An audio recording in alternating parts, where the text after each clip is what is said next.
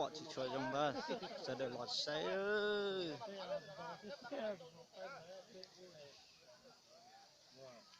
ở tụi nó mà ý dạng cầu gì nữa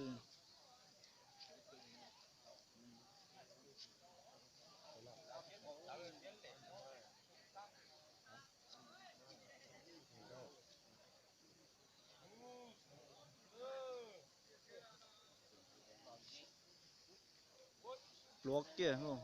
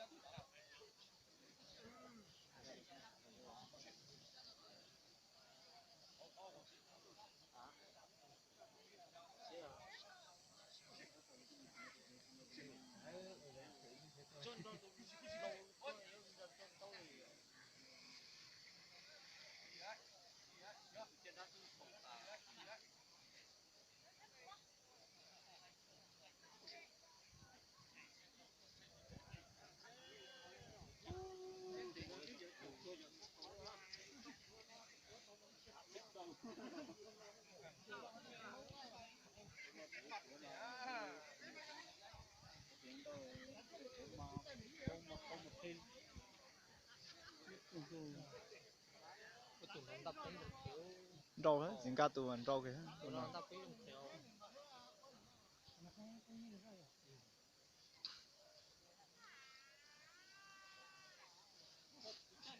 cũng ý dạng cỏ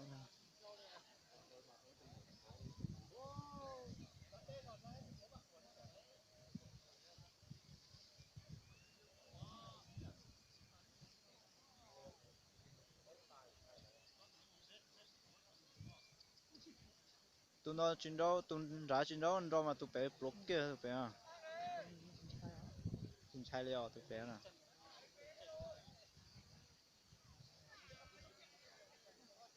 thì thì số à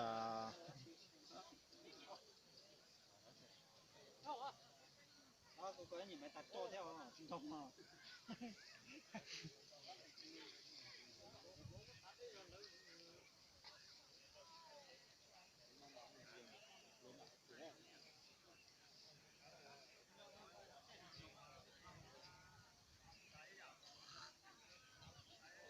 chỉ nhớ là tôi nhìn to kìa nhiều kìa đâu kìa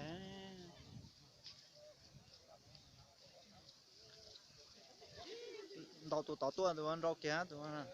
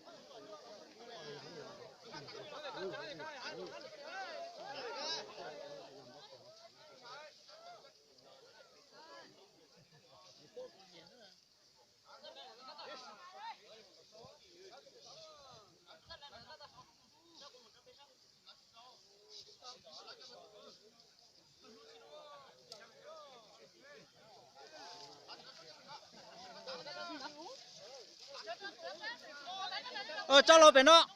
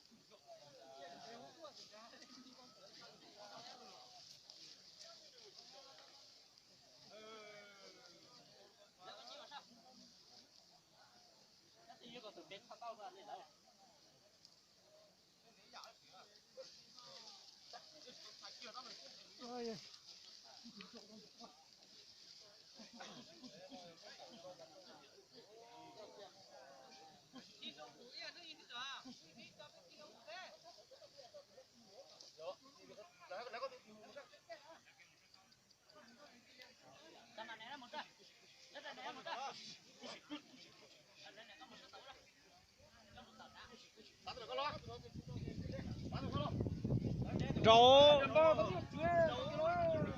con tàu tụi nó có thiêm mà in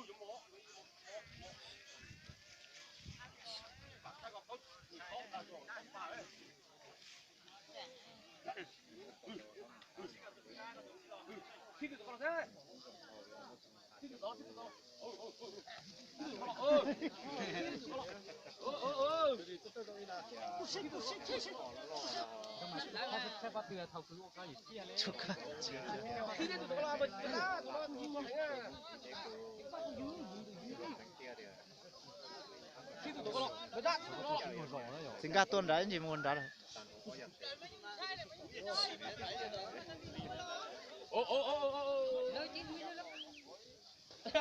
Năm mà đi chậu thế. Cái chậu thì làm cái thế. Cái thế cái chưa? Ở đâu đặt chim mà con đánh đồ.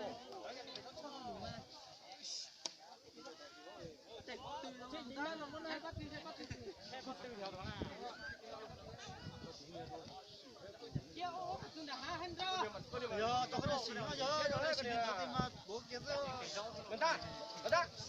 Trời ơi, nó tôi đi tù đó. đấy rồi to là bút gì về này Mua, nhà đi chân qua.